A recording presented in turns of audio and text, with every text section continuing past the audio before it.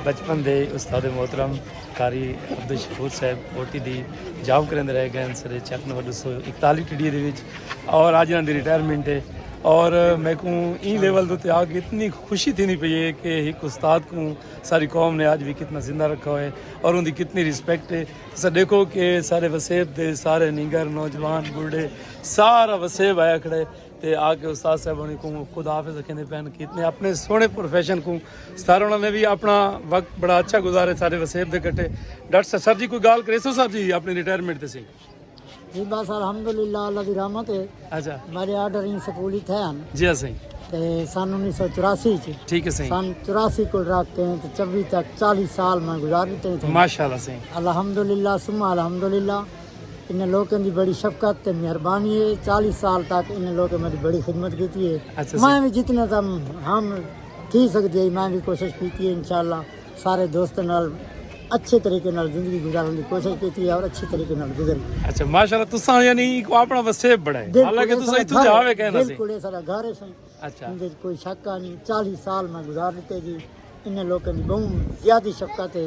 हुण इनकी पोजीशन है भाई मेरे को दादा भी पढ़े ते बेटा ही पढ़े ते हुण पोतरे भी पढ़े माशाल्लाह माशाल्लाह माशाल्लाह बसदे रहो सा जी थोड़ा भाई घर तां से जी खादबुजदार है ना सी तां से शरीफ सही जीवो पैसे वसो पैसे ढेर सारी यादें इन तुम्हारी सी सारे इलाके नाल बस तां से शरीफ जानिया मेरा पतला पतंग ते नहीं जानिया जी में उस्ताद जी ये सही कोई बारात नहीं आंदी पई सही ये जेड़े फुल बाल स्टिन पैन दोस्त स्टिन पैन ये एक उस्ताद दी अज रिटायरमेंट है सी ते सारे वसेब दी मोहब्बत देखो कि केड़ी लेवल दी उस्ताद दा इस्तकबाल करने पैन बाल बड़ा को देखो सही किवें खुश थी पैन के सारे एक उस्ताद आई ते जेड़ा अपना यानी अज रिटायरमेंट दी उनकी दिहाड़ आई सही ते माशाल्लाह ताड़ियां वजा के करन पैन उस्ताद मोहतरम दा इस्तकबाल सी। ये सी सारे हैड मास्टर साहब इन स्कूल दे ये सारे 241 साहब दे कारी साहब इन से नाल उन्हां दे मलिक औलख साहब इन सारे उस्मान अली औलख साहब से ये सारे सिवाग बिरादरी दे बहुत सारे दोस्त अहबाब इस उन्होंने इलाके दे कुछ लोग उन्होंने वसेब दे लोग कुछ स्कूल टीचर मेहमान सारे उस्ताद को खुश आमदीद आखन अज आए खड़न सही देखो कि सारा वसेब कट्ठा है देखो कोई फुल्ला का गिफ्ट चाहती होते सही ते ये बुजुर्ग देखो सारे केडे खुश थे वदन के उस्ताद को किवें रिटायरमेंट मिलती पई है कितने खुश निहाल हैं सही फखर नहीं किया कि मैं फातिमा का बाप हूँ हाँ मगर फखर किया इन्नमा दोस्तों वल्लमा शुक्रगुजार हूँ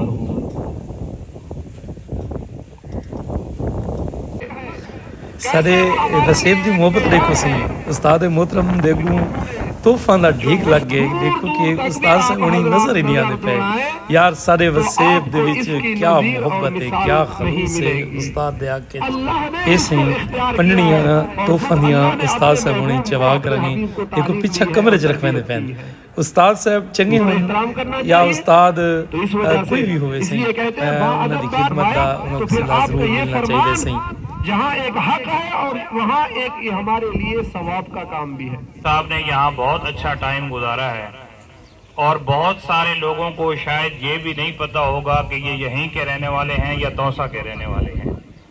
जहाँ तक मुस्तकिल मिजाजी की बात है यहाँ से इन्होंने शुरू किया और यहीं से इनकी रिटायरमेंट हुई। जिंदगी में किसी भी कामयाबी कोई जितनी बड़े से बड़ा काम हो मुश्किल से मुश्किल हो अगर इंसान मुस्तकिल मिजाजी से लगा रहे तो वो उसमें कामयाबी हासिल करता है। तो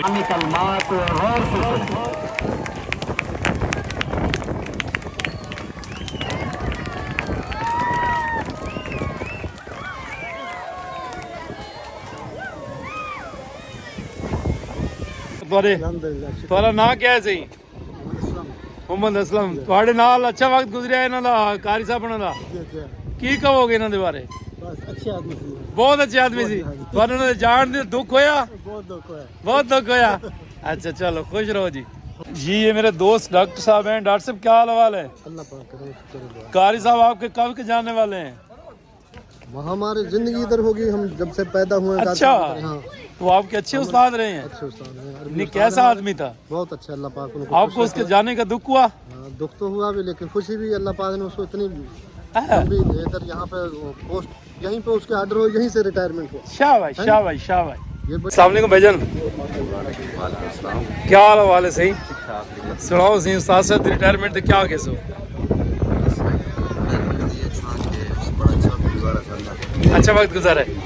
अच्छा और दोस्तों की मोहब्बत उन्होंने आ रही है। अच्छा जी। और बहुत अच्छी चीज़ें माशाल्लाह। चलो बसते रहो सही, जीवो पैशाला। मुलाकात एक मैं मलिक साहब थी। मलिक साहब क्या हाल हवाल है? अल्हम्दुलिल्लाह जी, खैरियत। क्या हालात हुआ क्या थे? उस्ताद साहब बड़ी अच्छा वक्त गुजार गए सही। बहुत अच्छा वक्त गुजार गए, बहुत अच्छा वक्त। ਤੁਹਾਡੇ ਵੀ ਉਸਤਾਦ ਹਨ? साडे भी उस्ताद, ਤੁਹਾਡੇ ਬਾਲਾਂ ਦੇ ਵੀ ਉਸਤਾਦ बालां ਹਨ? दे उस्ताद। जीवो पे बस माशाल्लाह। निका मलिक तू कोई गाल करे से? अल्हम्दुलिल्लाह वाला यार। अल्लाह का शुक्र है सर, माशाल्लाह बहुत अच्छा उस्ताद है अच्छा चंगा वक्त गुजारे माशाल्लाह। हाँ जी मलिक साहब तुसा क्या कैसो? जी माशाल्लाह बहुत अच्छा वक्त गुजर गया। चल जीवो पैसे।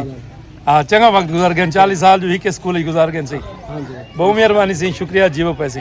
दोस्तों ये कोई शादी का फंक्शन नहीं, साडे एक अंतहाई मोहतरम उस्ताद मोहतरम साईं कारी अब्दुल शकूर साहब उन्होंने आज रिटायरमेंट आई। ये बाल बलोड़े गुड़ दरोड़े सारे उन्होंने शागिर्द हैं और सारे भी उस्ताद मोहतरम हैं सही।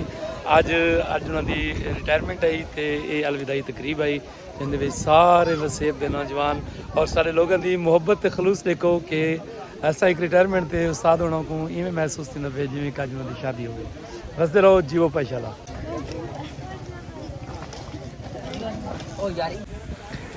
उस्ताद साहब होना अपनी रिटायरमेंट उत्ते घुड़सवारी करेंदे पैन सही। देखो सही अल्लाह पाक इन्हां को खुशो खुरम रखे, इन्हां दी बखिया जिंदगी माशाल्लाह बहुत अच्छी गुजरे माशाल्लाह दे नाल। साडा एक इंतहाई मोहतरम भाईजान सन सरदार सोना खान सिवाग साहब से। सरदार साहब क्या हाल है सही? ठीक है खैर है, उस्ताद साहब होनी नाल चंगा वक्त गुजरे सही। बेहतरीन है, बेहतरीन। अच्छा चल तो कोना दे वंजण दा दुख लगे सही। रुक के है, अल्लाह खैर घर बनी। अच्छा